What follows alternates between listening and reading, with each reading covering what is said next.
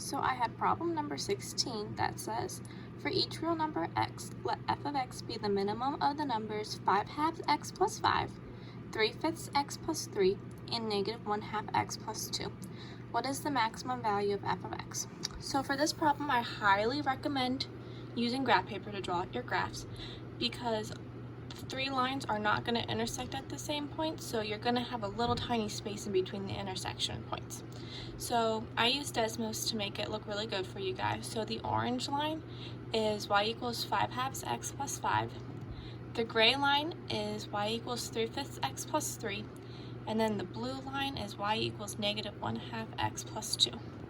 So then I blew it up for you guys so you could see the intersection points, and you see how it makes a tiny triangle because all three of them don't intersect at the same time. So the minimum values of f of x are going to be along this little area right here where I kind of colored in with the pen.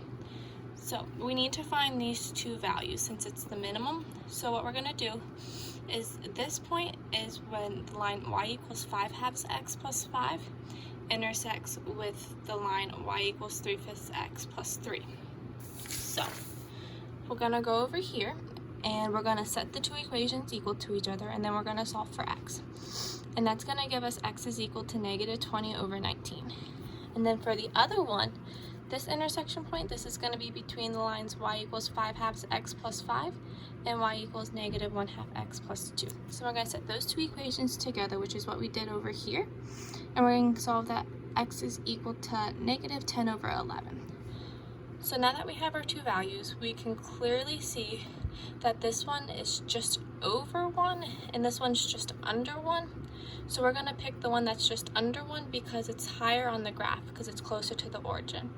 So since we have our x value of what that point is, we're going to go ahead and plug it in into either y equals 3/5 x plus 3 or y equals negative 1/2 x plus 2 to get our y value for that point, and that's going to be our answer.